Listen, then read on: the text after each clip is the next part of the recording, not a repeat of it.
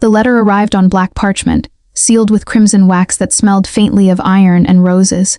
Isolde Morven turned it over in her trembling hands. Her daughter Lily pressed against her side in the cramped London flat they called home. The child's fingers were sticky with jam, her dark curls wild as a bird's nest, but her gray eyes, those unsettling, knowing eyes, watched the envelope with an intensity that made Isolde's skin prickle. "It's pretty, Mama," Lily whispered, "like blood on snow." Isolde's breath caught. Her daughter said strange things sometimes. Things that made the other mothers at the charity school pull their children away, whispering about bad blood and unnatural gifts. But Isolde had learned to live with whispers. She'd been doing it since the night she'd crawled away from her husband's fists, scars blooming across her back like poisoned flowers. She broke the seal. "Isolde Morven, Nene Blackthorn, you are hereby summoned to claim your inheritance, Thornvale Manor, ancestral estate of the Blackthorn bloodline, located in the Carpathian reaches of Transylvania. Your presence is required for the reading of your late grandmother's will and the transfer of properties therein. Come alone. Come quickly. The manor does not sleep. Executor of the Blackthorn estate," the words blurred. Isolde had never known her grandmother, had never known any of her father's family. Her mother had fled England when Isolde was still in the womb, severing all ties with the Blackthorn name. She'd died without explanation, taking her secrets to a pauper's grave. "Are we going on an adventure?" Lily asked, her small hand creeping into Isolde's. The child's skin was always cold, winter touched even in summer. Isolde looked down at her daughter's face, that pale, ethereal face that never quite looked like other children's, the face that had made her husband call her devil's spawn before he'd raised his fists for the last time. "Yes," Isolde heard herself say. "Yes, darling. We're going on an adventure." 3 weeks later, the carriage rattled through mountain passes shrouded in perpetual twilight. Lily slept against Isolde's shoulder, murmuring in a language that sounded like Latin but older, darker. The driver, a hunched man who'd refused to give his name, had spoken only once since they'd left the railway station. "The manor has been waiting," he'd said, his accent thick as blood. "It knows when the bloodline returns." Now, as the horses climbed higher into mist-wreathed peaks, Isolde saw it. Thornvale Manor rose from the mountainside like a crown of blackened thorns. Its Gothic spires pierced the heavy clouds, and its windows, hundreds of them, reflected nothing. No moonlight, no starlight, just empty glass eyes watching the approach. Lily woke as the carriage crossed an ancient stone bridge. Below, a river ran red with iron-rich minerals, churning like an open wound through the valley. "Mama," the child breathed, her gray eyes wide and unblinking. "Someone lives there. Someone very old. It's just an empty house. Darling." But Isolde's voice shook. The scars on her back burned as though freshly carved. The carriage stopped before massive oak doors carved with symbols Isolde didn't recognize. Circles and crescents, thorns and bleeding hearts. The driver scrambled down, opened their door, then retreated to the horses without meeting Isolde's eyes. "I'll not stay past sunset," he muttered. "Not here. Not with him watching." With who? But the carriage was already rattling away, leaving them alone in the courtyard where dead roses climbed the walls like skeletal fingers. The doors opened before Isolde could knock. No one stood in the entrance. Just darkness, thick and perfumed with something ancient. Lily's hand tightened in hers. "We should go inside, Mama. He's waiting." "Lily, there's no one?" "Yes, there is." The child's voice was eerily calm. "He's been waiting for a very long time." Against every instinct, Isolde stepped across the threshold. The entry hall stretched upward into shadows that even the chandelier's candles couldn't pierce. Portraits lined the walls, pale faces with dark eyes, all bearing the sharp, aristocratic features Isolde saw in her own mirror. The Blackthorn bloodline frozen in oils and time, but it was the largest portrait that stopped her heart, a man. Impossibly beautiful, impossibly pale. Dark hair falling to his shoulders, eyes like polished onyx, and a mouth curved in something between sorrow and hunger. He wore black, high-collared and elegant, one hand resting on a silver-topped cane. Behind him, the same manor stretched into an eternal night. Beneath the portrait, a brass plate read Lord Cassius Thornvale, Eternal Master of Thornvale Manor. "He's beautiful," Lily whispered, gazing up at the portrait. "And so sad." The candles flickered, and from the darkness above, from the grand staircase shrouded in velvet shadow, came a voice like midnight itself.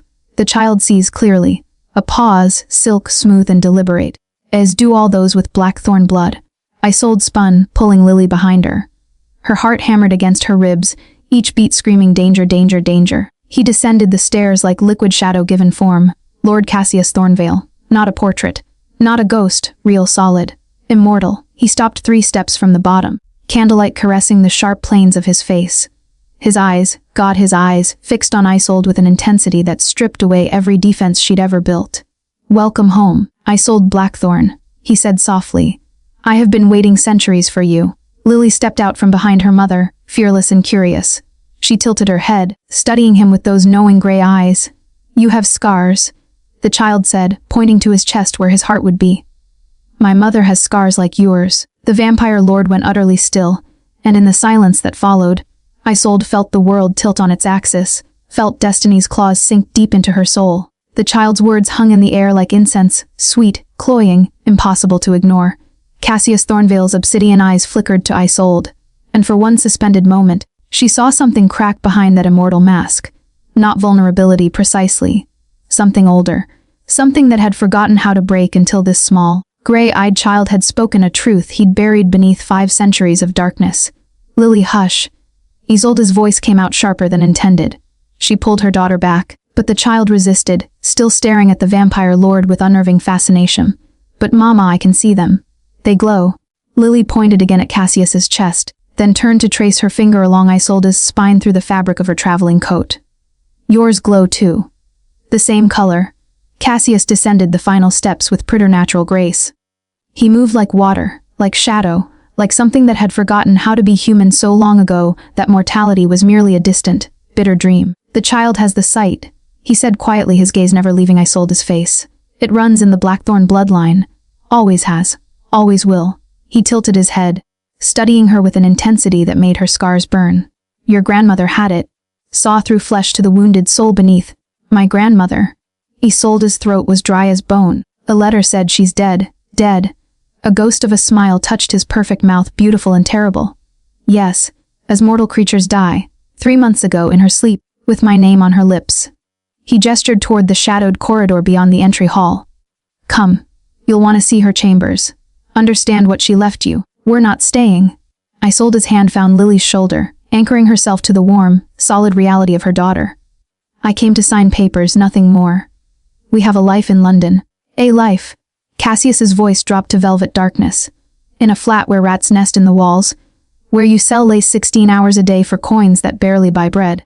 Where your daughter sleeps in your bed because there is no other, and you wake screaming from nightmares of fists and broken ribs." Isolde's blood turned to ice. "How do you?" "I know everything about you, Isolde Blackthorn." He stepped closer, and the air between them seemed to thicken, charged with something electric and dangerous. "I have watched through the centuries for the return of your bloodline. Watched as your grandmother grew old in exile, refusing to bring you here until death forced her hand. I know the scars your husband carved into your flesh. I know you ran through snow with a newborn in your arms and murder on your conscience. Self-defense." She wanted to scream, but the words caught in her throat. Lily tugged at her mother's hand. "The bad man hurt you, Mama.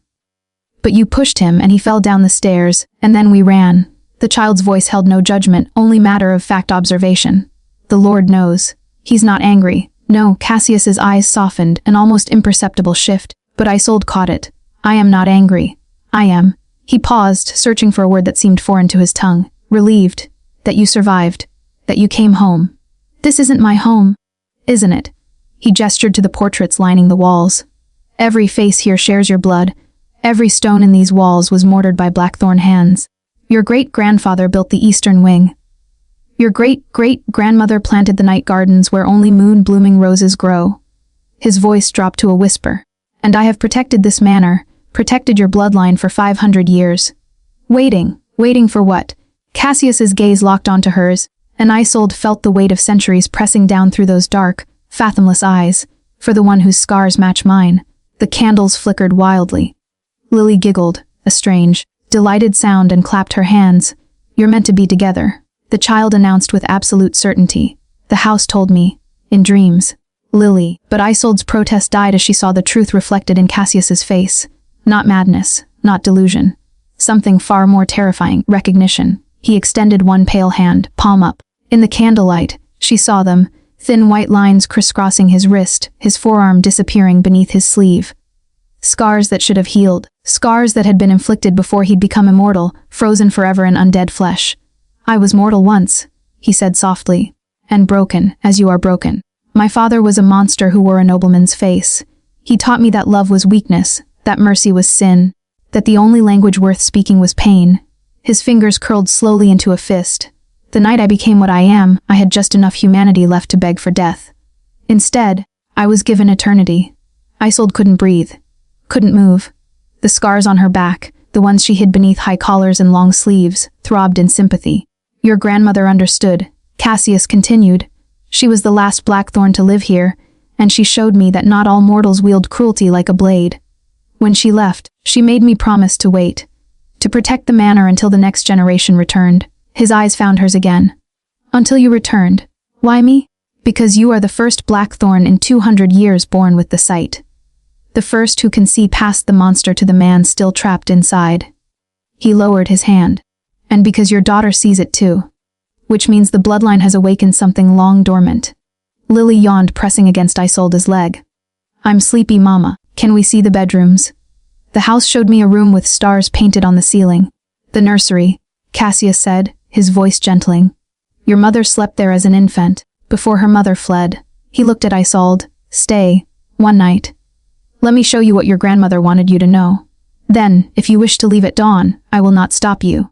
Every instinct screamed danger, but Isolde looked down at her daughter's trusting face, then back at the vampire lord who bore scars like her own.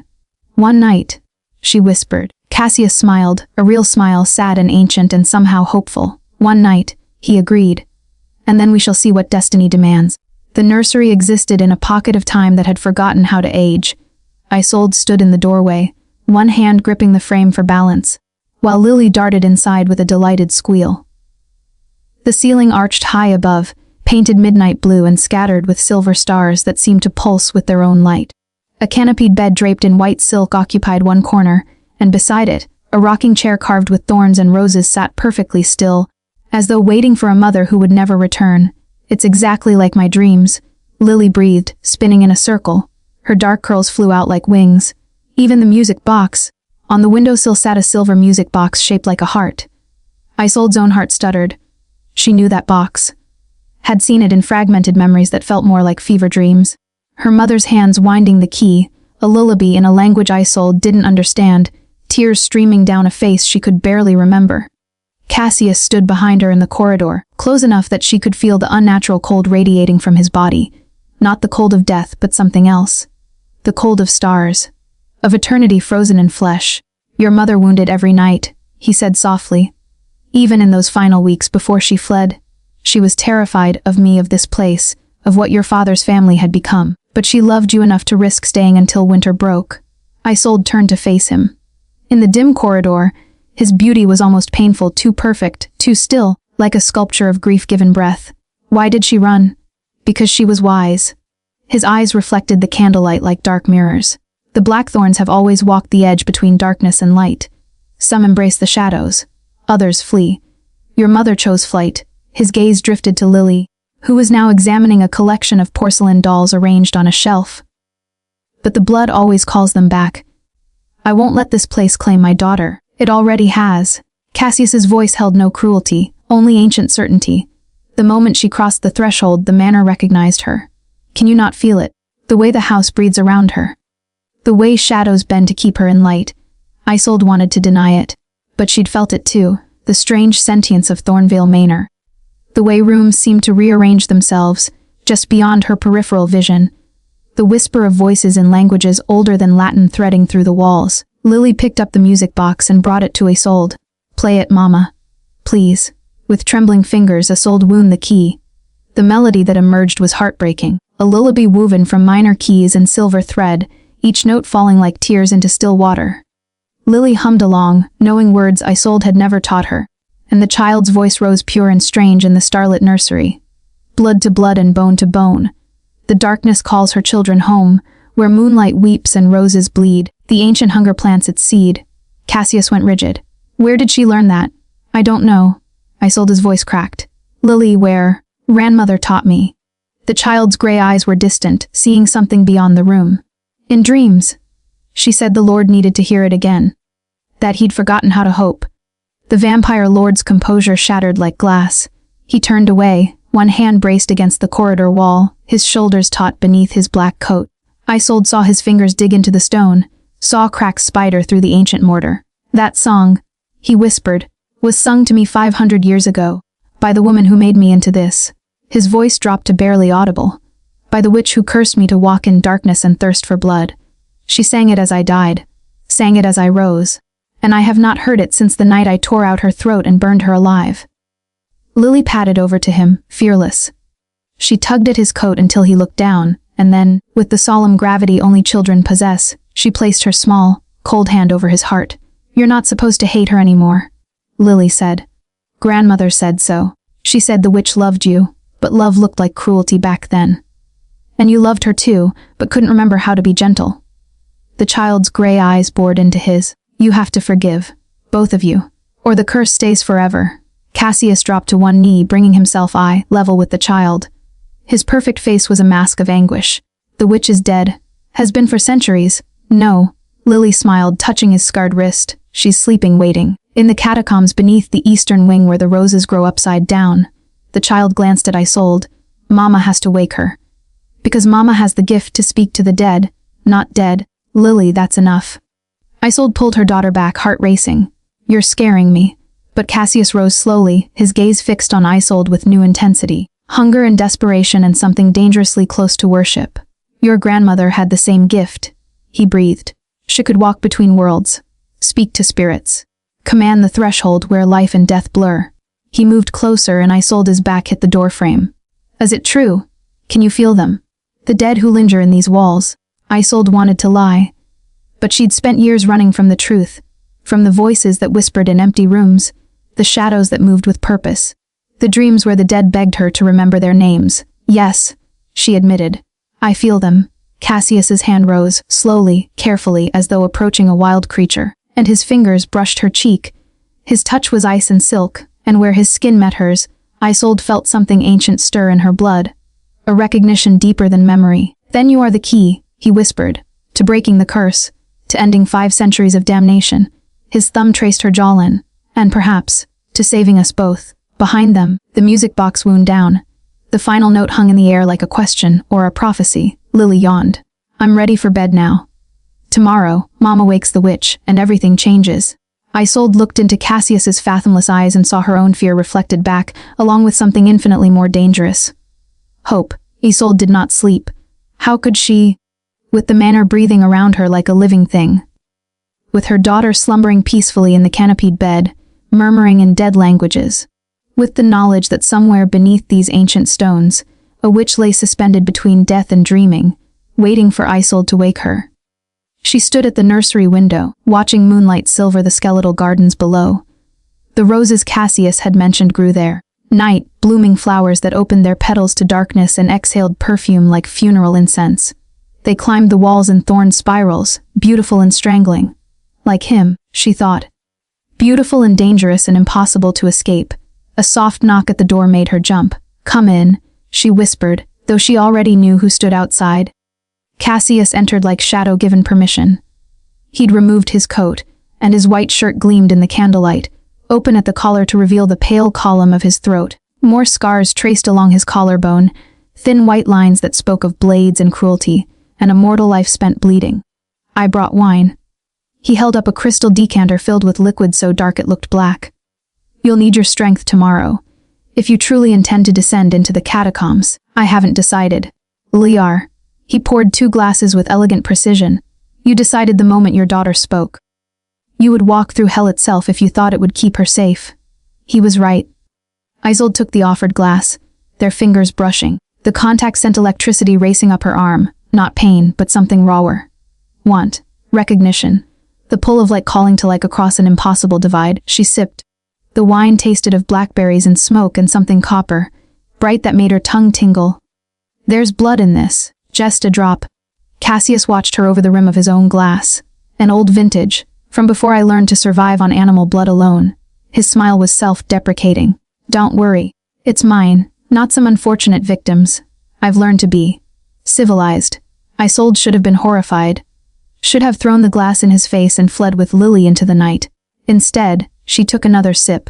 The wine warmed her from the inside out, loosening muscles she hadn't realized were tensed. The scars on her back stopped burning. For the first time in years, she felt her body relax, felt the constant vigilance that kept her spine rigid and fists clenched finally, blissfully ease. "What are you doing to me?" she whispered. "Nothing you don't already desire." Cassius set his glass aside and moved to the window beside her. Side by side, they gazed out at the Gothic gardens. "You've been running for so long," Isolde. "Running from your husband. From your bloodline. From the gifts you were born with." He turned to face her, and the moonlight carved his features into something otherworldly. "But you cannot run from yourself, and this manor, this cursed, beautiful place, it knows you. Recognizes you. Claims you, like you claim me." The words slipped out before she could stop them. Cassius went still. "I claim nothing. I am not your husband. I am not a man who takes by force." His voice dropped to velvet darkness. "But if you offered, if you chose to stay to explore what lies between us, I would worship you. Every scar, every wound, every part of yourself you've learned to hate." Isolde's breath caught. The wine glass trembled in her hand. "You don't know me. I know your scars." He reached out slowly, giving her time to pull away, and traced one finger down her spine through the fabric of her dress. Even through layers of cloth and corset, she felt the cold burn of his touch. "I know what it is to be broken by someone who claimed to love you. To carry marks that never fade, even when the flesh heals." His hand flattened between her shoulder blades. "I know what it is to believe you deserved it." Tears burned behind Isolde's eyes. "Stop." "Why?" "Because the truth cuts too deep." His other hand came up to cup her face, turning her toward him. "You are not damaged, Isolde Blackthorn. You are not less because someone carved their cruelty into your skin. You are a survivor, a warrior, a woman who killed to protect her child and would do it again without hesitation. He was my husband. He was a monster." Cassius's eyes blazed with cold fire. "And if he were not already dead, I would hunt him to the ends of the earth and make his death last centuries." The violence in his voice should have terrified her. Instead, it kindled something fierce and desperate in her chest. Something that had been smothered under shame and fear for too long. "I pushed him," she confessed. The words tumbling out like poison finally purged. "He came at me with the fireplace poker. Said Lily was cursed, that she needed to be beaten until the devil left her.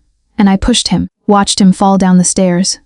Watched him break." Her voice cracked. "And I didn't help him. I took my daughter and I ran." Cassius's thumb brushed away the tear that escaped down her cheek. "Good," he said simply. "I am glad you let him die. I am glad you survived." The absolution in his voice shattered something inside her. Isolde leaned forward, just an inch, just a breath, and Cassius met her halfway. His lips were cold as winter stars, cold as death. But the kiss itself was alive, desperate and tender and achingly careful, as though he feared she might break beneath his touch. His hand slid into her hair, cradling her skull, while the other remained pressed against her scars. Isolde tasted wine and blood and something older. Something that sang in her veins like recognition, like coming home. When they parted, both were trembling. "This is dangerous," Isolde whispered. "I know." Cassius rested his forehead against hers. "But some dangers are worth the risk." In the bed behind them, Lily stirred. "Mama," the child's sleepy voice called. "The witch is dreaming about you now. She says it's almost time." Isolde closed her eyes, still feeling the ghost of Cassius's kiss on her lips.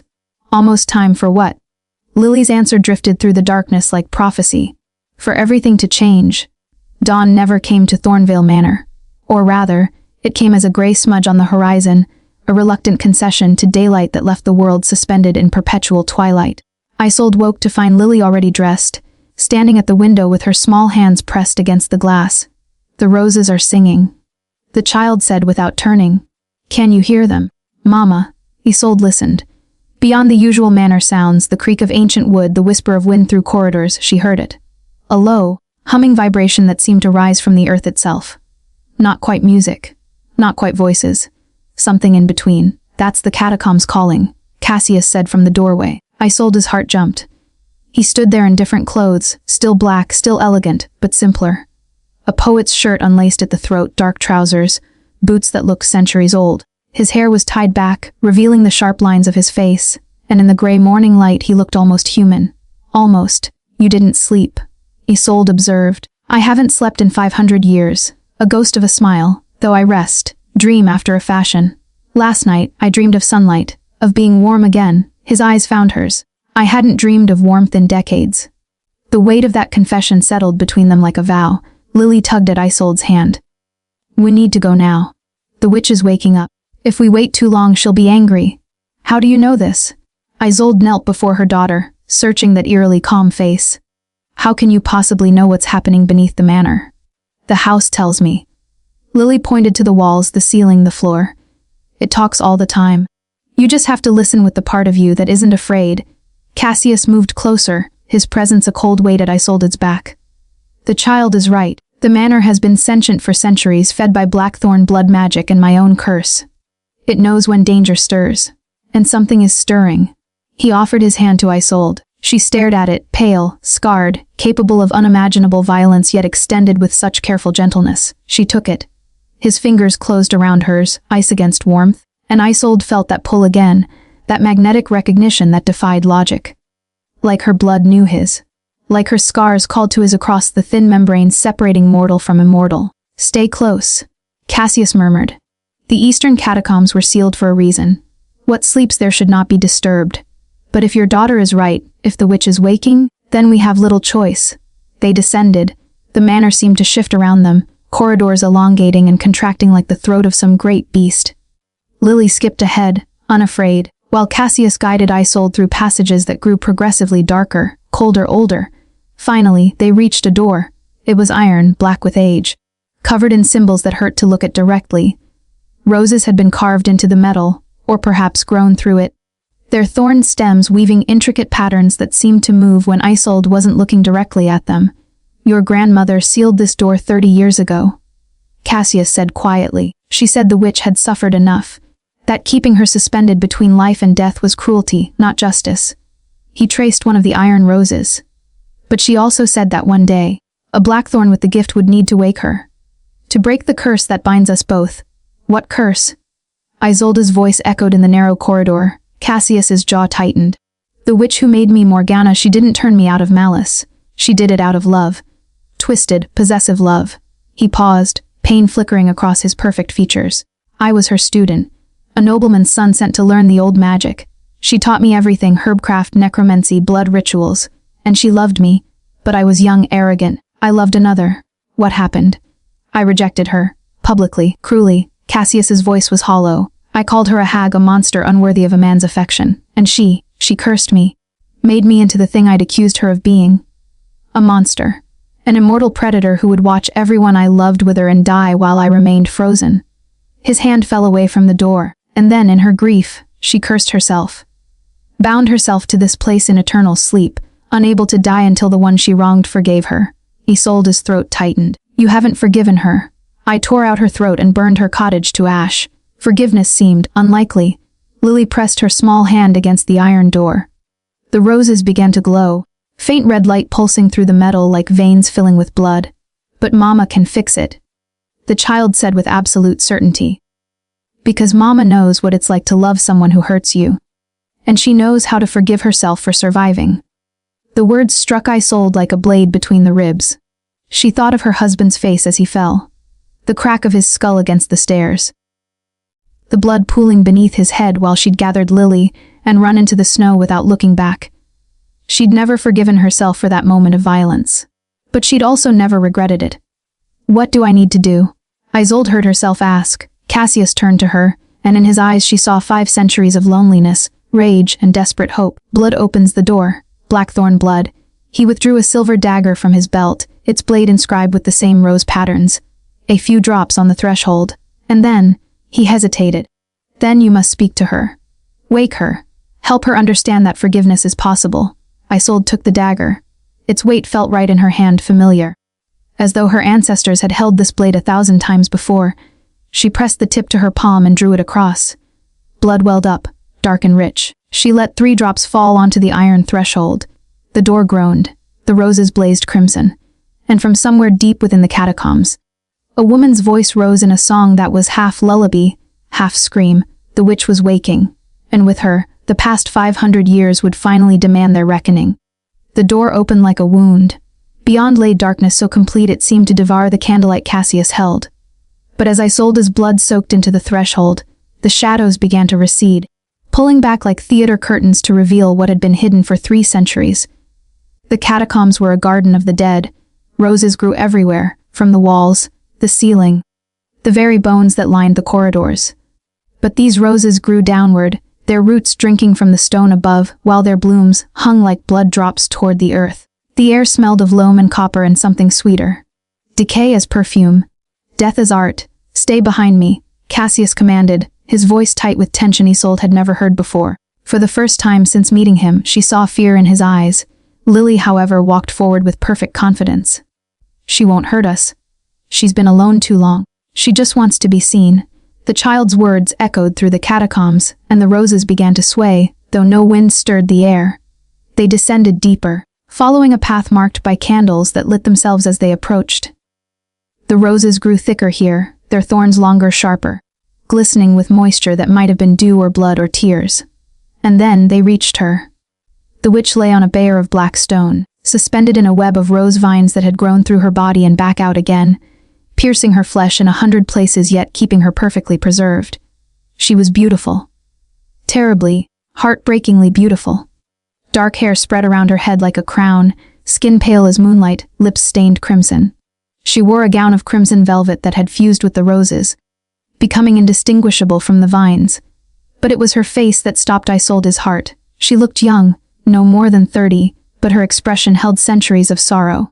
Even in sleep, tears had carved tracks down her cheeks, crystallizing into diamonds that caught the candlelight. Morgana, Cassius whispered, and his voice broke on the name. The witch's eyes opened. They were the color of old blood, deep red irises swimming with gold flecks. They fixed immediately on Cassius, and the sorrow in them deepened into something infinite. You came, she breathed, her voice like wind through dead leaves. After all this time. You came. I didn't come for you. Cassius's words were hard, defensive. The blackthorn hair summoned us. Your curse is threatening her bloodline. Liar. Morgana's smile was sad and knowing. You came because you felt me waking. Because after 500 years of hatred, you finally felt something else. Her gaze shifted to Isolde. And you brought her. The mirror. The one who understands. Isolde stepped forward, ignoring Cassius's warning hand on her arm. The witch's eyes held no malice. Only recognition and a loneliness so vast it made Isolde's own isolation seem like a moment's solitude. What curse? Isolde asked gently. What did you do? Morgana's laugh was bitter music. I loved a man who could not love me back. So I made him immortal, thinking that given eternity, he might learn. But immortality only deepened his contempt. A tear slid down her cheek, becoming diamond as it fell. So I cursed us both. He would walk in darkness, thirsting for the blood of mortals, until he learned to forgive. And I would sleep here, suspended in agony, until someone with blackthorn blood could teach him how. That's not... Cassius started. Tell her. Morgana interrupted, her red eyes boring into him. Tell her the rest of the curse. The part you've been running from for centuries? Cassius went rigid. No, tell her, or I will. Silence stretched between them, taut as a bowstring. Finally, Cassius spoke, his voice hollow. The curse states that I will remain immortal, trapped in darkness, until I can love someone as deeply as Morgana loved me. And that love must be offered freely, without coercion or magic. He wouldn't meet Isolde's eyes. And the one I love must choose, of their own will, to join me in immortality. Only then does the curse break, only then can we both be free. Isolde's breath caught. Free to what? To die, Morgana said softly. Or to live as true immortals, unbound by curse or hunger. To choose our fate instead of having it thrust upon us. She struggled to sit up, and the roses holding her creaked and groaned. But Cassius has spent 5 centuries avoiding love, pushing away anyone who might matter, because he would rather live in eternal damnation than risk his heart again. That's not true. But Cassius's protest died as Morgana fixed him with that knowing stare. Isn't it? You've watched blackthorn women come and go for generations. Some were beautiful. Some were gifted. Some could have loved you. But you kept them at arm's length. Played the monster. The cursed lord who could never be redeemed. Morgana's voice gentled. Until her gaze shifted to Isolde, and in those red gold eyes, Isolde saw understanding that went beyond magic or prophecy. You bear his scars, Morgana said. Not the ones I gave him. The older ones. The wounds carved by cruelty masquerading as love.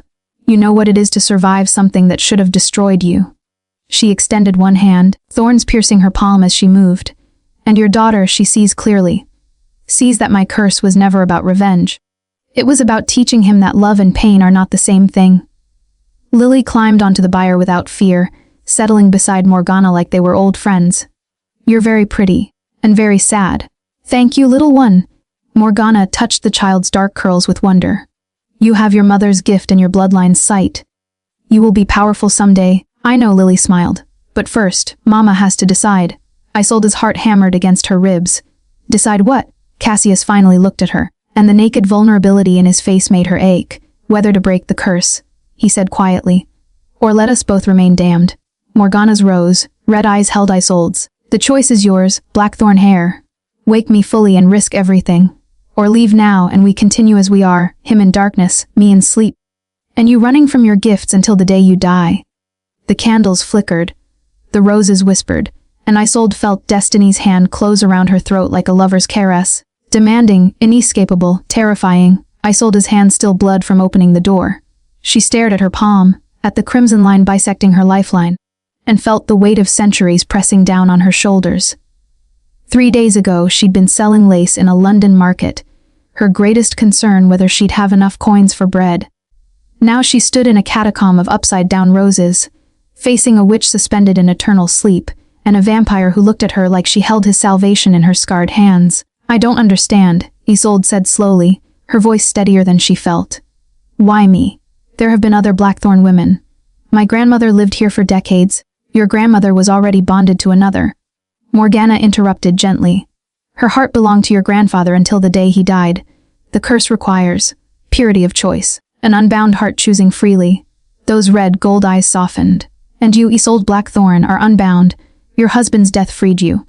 The scars he left do not chain you. They are proof of your survival." Cassius moved closer, his presence a cold anchor at Isolde's side. "You owe us nothing. This curse is not your burden to bear." His voice was carefully controlled, but she heard the desperation beneath. "Take Lily and leave. I'll ensure you inherit everything, the manor, the wealth, all of it. You'll never want for anything, except the truth." Isolde cut him off. She turned to face him fully, ignoring the witch and her daughter and the impossible garden of death surrounding them. "Tell me what you want, Cassius. Not what honor demands. Not what 500 years of guilt whispers. What do you want?" The vampire lord's composure cracked. "I want." His hand rose, trembling, and cupped her face with infinite care. "I want to feel warmth again. Not just the memory of it, but the reality. I want to touch you without fearing I'll freeze your skin. I want to taste something other than blood and ashes." His thumb traced her cheekbone. "I want to stop existing and start living. With you. If you'll have a monster." "You're not a monster. I've killed. So have I." Isolde's voice was fierce. "I watched my husband die and felt relief. Does that make me monstrous? Or does it make me someone who survived?" She covered his hand with hers, their scars aligning. "You were made into this. I chose my violence. If either of us is damned, it's me." Morgana's soft laugh echoed through the catacombs. "And there it is. The recognition I could never teach him." The witch struggled against her rose bindings, and this time they loosened, thorns sliding free of flesh with wet, tearing sounds. "You see each other clearly. Not savior and victim. Not monster and innocent. Just two survivors recognizing their reflections." Lily clapped her hands. "Does this mean Mama's staying? Because I like it here. The house sings me to sleep, and there are so many books in the library, and the kitchen makes cakes that taste like clouds." Despite everything, despite the impossibility and terror and weight of destiny, Isolde laughed. The sound was slightly hysterical, but genuine. "You've been exploring. The house shows me things." Lily's gray eyes were solemn.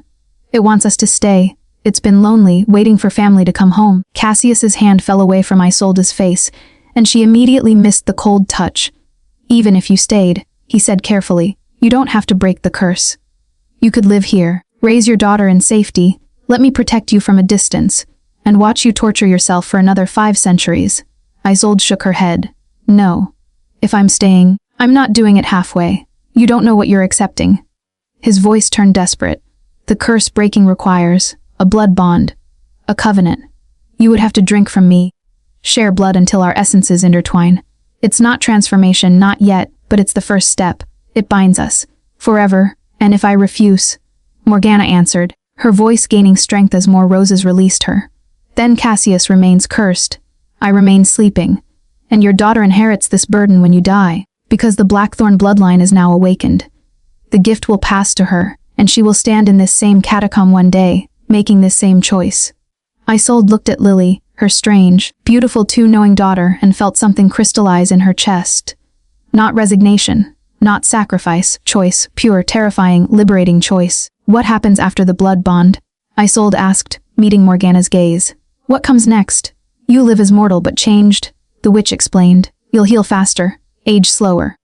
The boundary between life and death will thin for you, your gifts will strengthen. And when the time comes, when you've lived a full mortal life, and tasted everything the sun has to offer, you can choose transformation. Choose to join him in true immortality.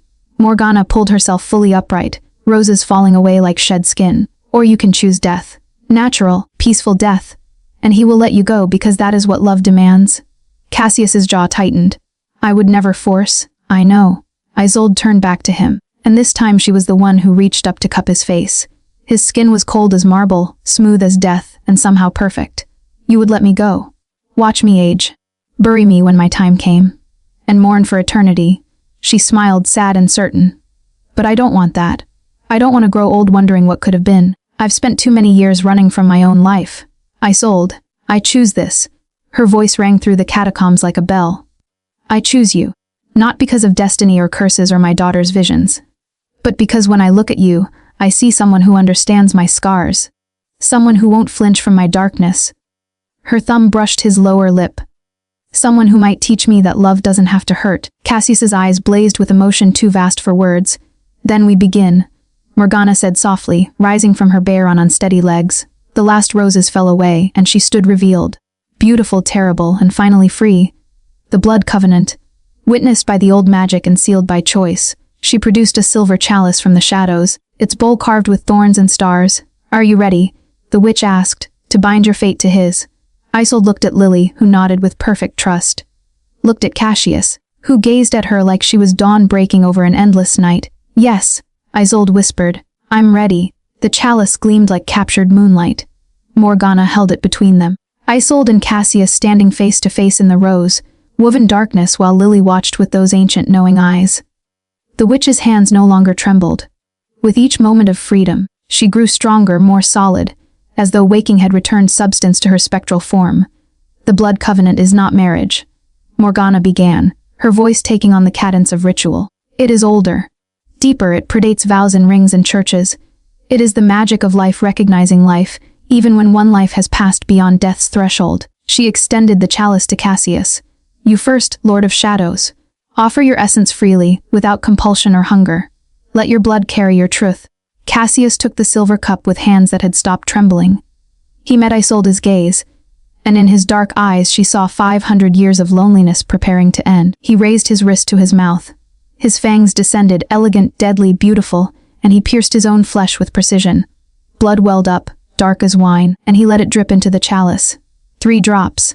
5, 7, the blood didn't pool. Instead, it swirled, moving with purpose, tracing patterns against the silver that looked like constellations.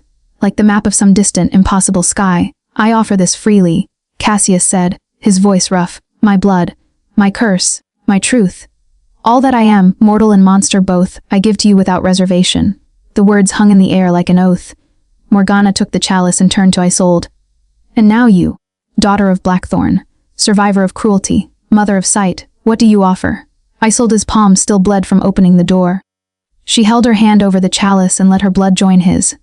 It fell in crimson ribbons, and where it touched his essence, light sparked, brief and brilliant as lightning. I offer this freely, Isolde heard herself say, the words rising from some deep, ancient part of her soul. My blood, my scars, my truth, all that I am, broken and healing both, I give to you without fear. The 2 bloods swirled together, red and red becoming something else.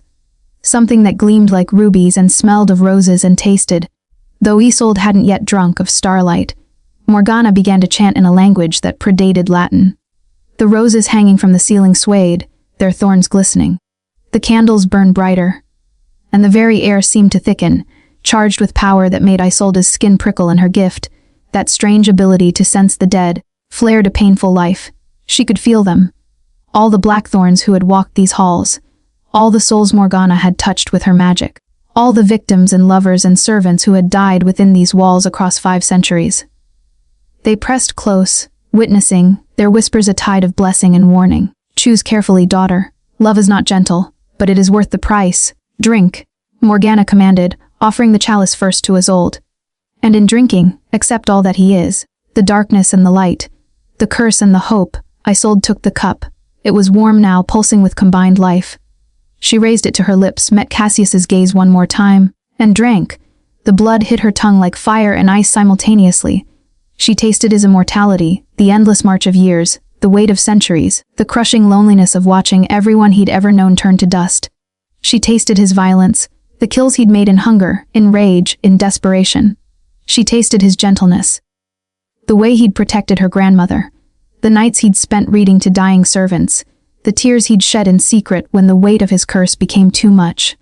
And beneath it all, she tasted his love, new and fragile and terrifying in its intensity. Her knees buckled.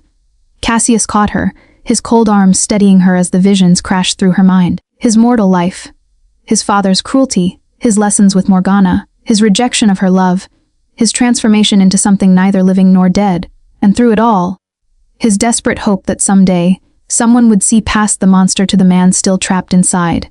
When the visions faded, Isolde found herself cradled against his chest, his hand stroking her hair with infinite tenderness. "I'm sorry," he whispered. "I'm so sorry you had to see." "Don't." She pulled back enough to look at him. "Don't apologize for your past. It made you who you are. And who you are is someone worth choosing." Morgana offered the chalice to Cassius. "Now you, Lord, drink of her essence. Accept her scars and her strength." Cassius took the cup with reverence. His eyes never left Isolde's as he drank what remained, and Isolde felt it, felt him inside her mind, her memories, her soul. Felt him witnessing her pain, her husband's fists, the night she'd pushed him down the stairs, the terror of running through snow with a newborn, the years of shame and fear and barely surviving. But he also witnessed her strength, her fierce protection of Lily, her refusal to let cruelty define her, her capacity to love despite everything that had tried to teach her love was pain. When Cassius lowered the chalice, tears streaked his perfect face, the first tears he'd shed in 5 centuries. "You are magnificent," he breathed. "And I am not worthy, but I will spend eternity trying to be." The chalice fell from his hands, clattering against stone.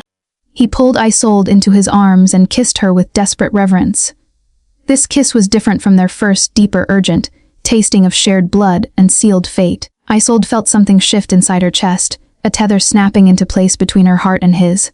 The blood bond. Complete. Around them, the roses bloomed, not downward now, but upward, reaching toward stone ceiling as though yearning for sun they'd never see. Morgana laughed, the sound younger than before, and Lily clapped her hands with delight. "It's done," the witch declared. "The first covenant is sealed. You are bound now, mortal and immortal, intertwined. His death would wound you. Your death would destroy him. You are no longer separate. You are, together," Isolde finished, her forehead pressed against Cassius's. "We're together." But even as joy flooded through her, even as Cassius held her like she was salvation itself, a sound echoed through the catacombs. A door slamming, footsteps, voices raised in anger, and one word, shouted with righteous fury. "Ah." Cassius went rigid. "Hunters." Morgana's expression darkened. "They've found us. Someone must have followed you." The catacombs shook as something exploded above. Dust rained from the ceiling, and Lily's voice, small and frightened, cut through the chaos. "Mama, they're coming to kill him." The explosion sent fractures spider, webbing across the catacomb ceiling. Cassius moved with inhuman speed, pulling Isolde and Lily behind him as chunks of stone crashed down. The upward blooming roses caught the debris, their thorned vines weaving a protective canopy overhead. Morgana stood motionless, her red gold eyes blazing with power that made the air shimmer. "How many?" Cassius demanded, his voice dropping to something primal and dangerous. "5. Morgana tilted her head, listening to sounds beyond mortal hearing. "Armed with silver and holy water. Led by someone who knows this manor's layout." Her gaze sharpened. "Someone who has been here before." Isolde's blood ran cold. Through their new bond, she felt Cassius's rage building, felt the predator beneath the gentleman's facade straining against centuries of control. "The carriage driver," Isolde whispered, "the one who brought us here. He refused to stay past sunset. He knew. He was a scout." Cassius's fangs descended fully, and for the first time, Isolde saw him as others must see him, not beautiful but terrifying. A creature of shadows and death wearing human skin. "The hunters have been watching Thornvale for years, waiting for me to make a mistake." And I led you directly to them. No. Isolde gripped his arm, feeling the inhuman strength coiled beneath his cold flesh. They followed me. I'm the Blackthorn heir. They were waiting for the bloodline to return. Another explosion rocked the manor. Closer now. The hunters were blasting through the sealed passages, destroying centuries of protection to reach the catacombs. Lily pressed against Isolde's leg, her gray eyes wide but eerily calm. They have fire, Mama. Fire that burns forever. They want to cleanse the evil from the earth. Greek fire, Morgana said grimly. Cursed flames that water cannot quench. If they bring that into the catacombs, the entire manor burns. Cassius's jaw clenched. With everyone inside, Isolde's mind raced. Through the bond she felt his thoughts turning dark, felt him preparing to face the hunters alone, to buy time for her and Lily to escape. Felt him accepting his own destruction if it meant keeping her safe. No, she said aloud, fierce and certain. We're not running, and you're not sacrificing yourself. Isolde, I didn't bind myself to you just to watch you die. She stepped in front of him, forcing him to meet her eyes. You said I have gifts, that my bloodline can speak to the dead, walk between worlds. Then let me use them. Cassius's expression twisted with anguish. You're mortal. Not entirely. Not anymore. Isolde held up her palm where her blood had mixed with his. The wound was already healing, the flesh knitting together with unnatural speed. The covenant changed me. You know it did. Morgana moved closer, her presence radiating ancient power. The child speaks truth. The blood bond has awakened her Blackthorn gifts fully. She can command this place now, the manor, the roses, the dead who linger. The witch's smile was sharp as thorns. And I can help. My magic is no longer bound by sleep. Together, we can defend this ground. Another explosion. Stone dust filled the air. Voices echoed through the corridors, male voices chanting in Latin, invoking saints and angels against the darkness. They're in the eastern wing, Cassius said, his supernatural hearing tracking their progress. 2 minutes until they breached the catacombs. Isolde turned to Morgana. What do I do? Call them. The witch's red gold eyes gleamed. Call the dead who protect this place. The Blackthorns who walked these halls. The servants who loved them. The souls who chose to remain as guardians rather than pass beyond. Morgana pressed her palm against the catacomb wall, and the roses began to pulse with crimson light. Your blood has touched this stone. The manor knows you as its mistress now. Command it. Isolde closed her eyes, reaching for the gift she'd spent years suppressing. The voices of the dead rushed in, hundreds of them, thousands, stretching back centuries. Blackthorn women who'd married lords and birthed heirs. Servants who'd grown old in loyal service. Children who'd died too young. Lovers who'd chosen to remain where their hearts had lived. All of them waiting. Watching. Ready. Defend this place, Isolde commanded with her mind, her voice, her blood. Protect the Lord who has protected you. Stand against those who would destroy our home. The response was immediate and overwhelming. The roses exploded into motion. Thorn vines shooting through corridors, seeking the hunters like serpents scenting prey. The candles blazed brilliant white. And from every shadow, from every corner, from every forgotten room and sealed passage, the dead emerged, not as corpses, as light, as memory, as protective fury given form. They poured through the manor like a tide, translucent figures in period dress, their faces stern and determined. Isolde saw her grandmother among them, young and fierce. Saw Blackthorn women spanning centuries, saw Cassius's mortal servants loyal even in death. Through the bond, she felt Cassius's shock, his wonder. They came, he whispered. All of them. For you? For us. Isolde corrected. The hunters burst through the final door. 5 men in black tactical gear, faces hidden behind masks, armed with crossbows loaded with silver bolts. The leader carried a ceramic vessel that glowed with unnatural fire, Greek flames that danced and writhed like living things. They froze, confronted by an army of the dead and a wall of thorned roses pulsing with crimson light. Holy Christ. One whispered, his voice cracking. The leader raised his weapon. Monsters? Abominations. In the name of the righteous, we stop. Isolde stepped forward, placing herself between the hunters and Cassius. Her voice echoed with power she didn't recognize. The accumulated authority of every Blackthorn who had ever commanded this ground. You come into my home, threaten my family, destroy what generations built. Your family. The leader's voice dripped with contempt. That thing behind you is a vampire, a killer, a demon wearing human skin. He is mine. Isolde's eyes blazed, bound to me by blood and choice. And I am Blackthorn, mistress of this manor, heir to its magic, guardian of its dead. She raised her scarred palm. Leave now, or face what 5 centuries of protection can unleash. The dead pressed closer. The roses tightened around the hunter's legs, and Morgana stepped into view, terrible and beautiful, her witch power crackling through the air like lightning. The leader's hands trembled. His companions were already backing away, their weapons lowering. "This isn't over," he spat. The church has no power here." Cassius's voice was silk over steel. "Not anymore. This ground belongs to the living and the dead who love them. And you, Hunter, have just declared war on both." The roses surged forward. The hunters ran, and in the silence that followed their retreat, Isolde collapsed into Cassius's arms, exhausted but triumphant. "It's done," Morgana said softly. "The covenant is tested, the bond proven, and Thornvale stands." But Lily's small voice cut through the relief. "They'll come back, Mama. With more fire, more men. We have to finish this." Isolde looked up at Cassius, seeing her own determination reflected in his dark eyes. "Then we finish it," she said. "Together." The manor settled around them like a beast returning to sleep. The roses retracted into the walls, leaving only faint scars where they'd torn through stone. The dead faded back into shadow, not gone, but watching, waiting for the next call to arms. Cassius carried Isolde up from the catacombs, while Morgana followed with Lily cradled in her arms, the child already half asleep against the witch's shoulder. They emerged into the main hall as gray dawn light filtered through the shattered eastern windows. The hunters had done considerable damage, broken doors, scorched walls, holy symbols burned into ancient wood. But the manor still stood, defiant, eternal. Cassius lowered Isolde gently onto a velvet settee, his hands lingering on her shoulders. Through their bond, she felt his turmoil, pride in her strength warring with terror at how close she'd come to danger. "You shouldn't have put yourself between me and their weapons," he said quietly, his control fracturing. "If a silver bolt had struck you, but it didn't."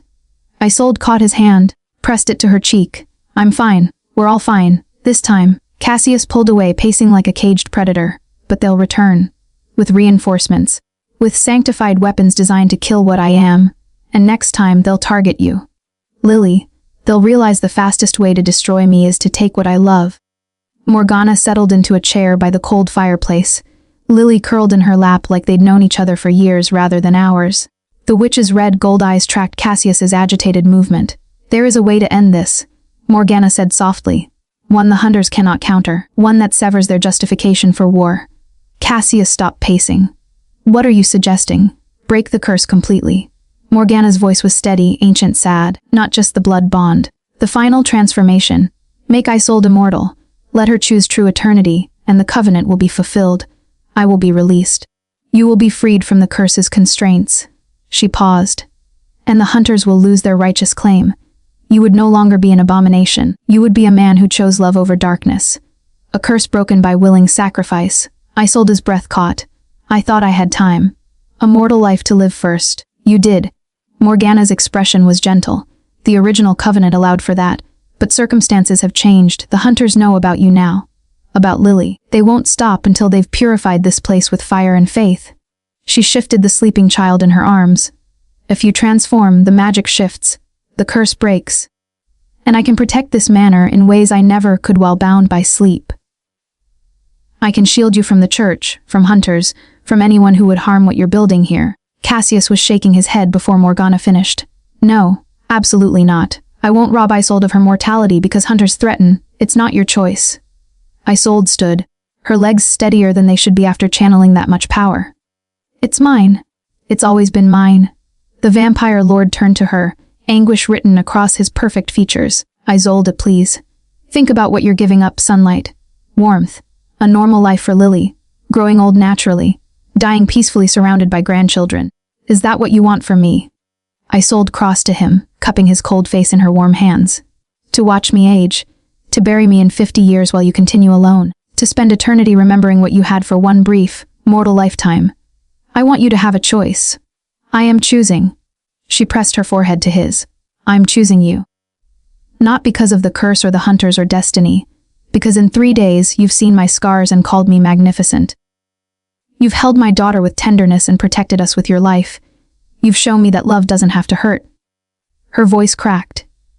"And I don't want 50 years with you. I want forever." Cassius's hands came up to frame her face, trembling.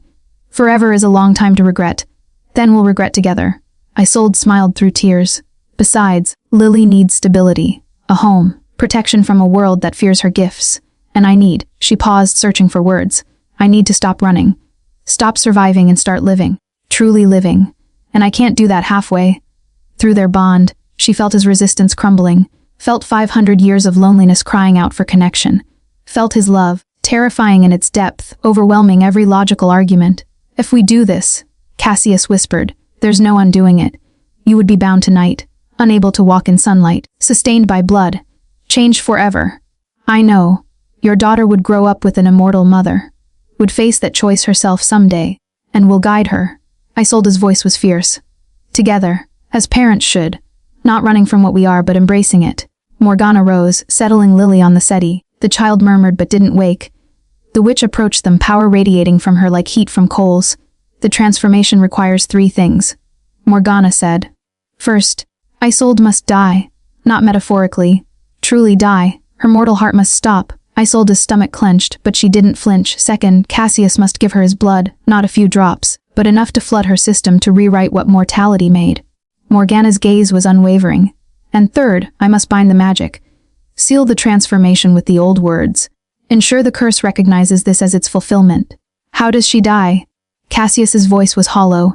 Morgana produced the silver dagger Isolde had used to open the catacombs. Its blade gleamed in the gray dawn light. Be her own hand. It must be willing. A choice made in full knowledge and acceptance. The witch offered the dagger to Isolde. One cut, deep and true, across the throat. Quick, relatively painless. And Cassius catches you as you fall. Isolde took the blade. It felt right in her hand, familiar, destined. She looked at Cassius, memorizing his face in this moment. The fear, the hope, the love. I'm ready, she said. I'm not. His voice broke. What if it doesn't work? What if I lose you? You won't. Isolde smiled, radiant and certain. I can feel it through the bond. This is right. This is what we're meant to do. She raised the blade to her throat. Cassius caught her wrist, his grip gentle but firm. Wait. He pulled her close, kissing her with desperate reverence. I love you. Regardless of what happens. Regardless of forever or endings. I love you, Isolde Blackthorn. I love you too, she whispered against his lips. Cassius Thornvale. My vampire lord, my choice. My forever. She pulled back, raised the blade, and drew it across her throat in one swift, certain motion. Blood sprayed crimson across marble floors. Cassius caught her as she fell, his anguished cry echoing through Thornvale Manor like a prayer, and Morgana began to chant the words that would either save them all, or destroy everything.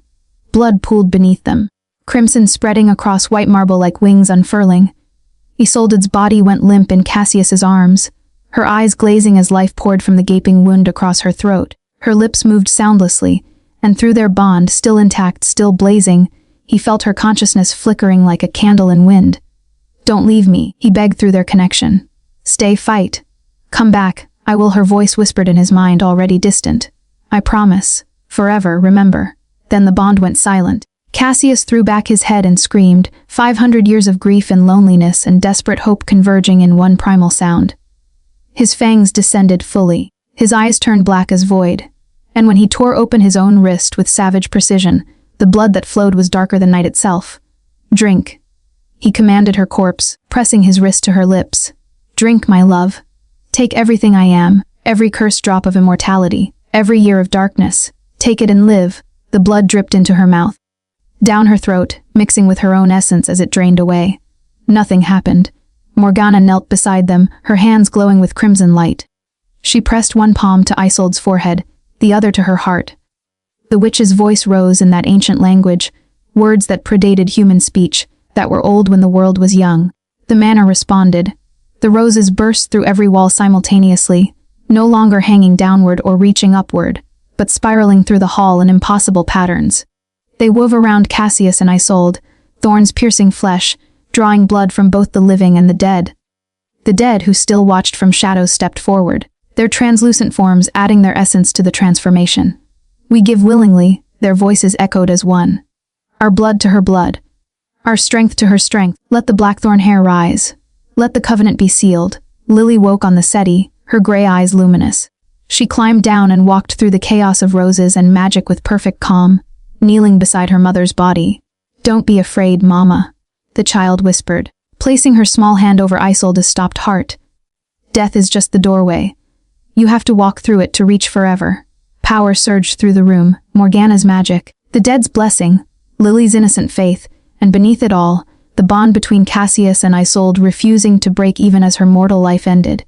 Cassius pressed more blood to her lips, into the wound, across her heart. "Come back to me," he pleaded, tears streaming down his face, the second time in 5 centuries he'd wept. "I can't do this without you, can't face eternity alone again. Please, Isolde, please?" Her heart had been still for 2 full minutes, then a flutter, faint, uncertain, then another. Isolde's back arched violently. Her eyes snapped open, no longer brown but burning gold threaded with crimson. The wound across her throat sealed itself with unnatural speed, leaving only a thin silver scar. Her skin went pale as moonlight. Her hair darkened to true black, glossy as raven feathers, and when she gasped her first breath as something new, the entire manor shuddered with recognition. The blackthorn hair had become immortal, the curse shattered like glass. Morgana collapsed backward, laughing with relief and exhaustion. The roses froze mid-spiral, then slowly retracted, leaving only a few blooms scattered across the blood-stained floor. The dead faded with satisfied whispers, their duty fulfilled, and Cassius gathered Isolde against his chest and held her like she was the only solid thing in a world gone liquid. "You came back," he breathed into her hair. "You came back." Isolde's fingers dug into his shoulders as her new senses overwhelmed her. She could hear everything, the manor's heartbeat beneath stone, the whisper of wind through distant mountains, Lily's pulse strong and steady nearby. She could smell blood and roses and the complex scent of centuries embedded in wood and fabric, and she could feel cold. Beautiful, liberating cold. No more shivering, no more fearing winter. Just perfect, crystalline cold that made her feel clean and powerful and eternal. "Is it always like this?" she gasped. "Everything so sharp, so clear. You'll learn to manage it." Cassius pulled back enough to see her face, his expression filled with wonder. "Your eyes. I know." She could feel them glowing. "I can see you so clearly now. Not just with mortal eyes. I can see your soul, Cassius. It's beautiful. Scarred like mine, but beautiful." Lily threw herself at them both, wrapping her small arms around her mother's neck. "You're sparkly now, Mama. Like stars." Isolde laughed, a sound like silver bells, and pulled her daughter close. "I'm still your mama. That will never change." "I know." Lily patted her cheek solemnly. "But now you can protect me forever, and Papa Cassius can teach me things, and Aunt Morgana can show me magic. We're a family now." The child's words, Papa Cassius, made the vampire lord freeze. He looked at Isolde, question and hope written across his face. "If you'll have us," Isolde said softly, "all of us, as family, forever." Cassius's answer was a kiss that tasted of blood and tears and promises 500 years in the making. When they finally parted, Morgana stood before them solid, free, radiant with power, no longer bound by curse or sleep. "It's done," the witch proclaimed. "The covenant is sealed. The curse is broken. Cassius is no longer bound by darkness and hunger. He is freed to choose his fate. And she spread her hands, rose petals falling from her palms. "I am released from eternal sleep, free to live or die, or walk the world as I choose." "What will you choose?" Isolde asked, her new voice carrying harmonics it hadn't before. Morgana smiled, truly smiled, sad and beautiful and ancient. "I will stay for a time. This manor needs tending. The hunters will return, and defenses must be strengthened." She glanced at Cassius. "And perhaps an old teacher and her stubborn student have things left to say to one another. Forgiveness to earn, peace to find." Cassius inclined his head, the gesture speaking volumes. Outside, the gray dawn was breaking into true morning, though the sun would not touch Isolde's skin again. But she found she didn't mourn the loss. Not when she had this. Cassius's cold hand in hers, Lily's warm weight against her side, Morgana's knowing smile, and the manor settling around them like a protective embrace. "What happens now?" Isolde asked. Cassius smiled, the first genuinely happy smile she'd seen from him. "Now, we live, truly live. We raise your daughter. We defend our home. We explore eternity together." He lifted her hand to his lips, kissing her scarred palm. "We prove that love doesn't have to hurt. That monsters can be redeemed. That curses can be broken by choice. And when the hunters return, we face them together." His eyes blazed with fierce determination. "As Lord and Lady of Thornvale, as family, as eternal guardians of the bloodline." Lily yawned, snuggling deeper into her mother's embrace. "Can we have breakfast now? I'm hungry." And the kitchen makes the best blood oranges. The absurdity of the moment, the gothic drama giving way to a child's mundane needs, made them all laugh. And as the sun rose over the Carpathian Mountains, illuminating a world Isolde could no longer walk in daylight, she felt no regret. Only certainty. She had chosen this, chosen love over fear, chosen forever over safety. And in Cassius's eyes, in Lily's smile, in the ancient manor's protective embrace, she had found something her mortal life never offered: home.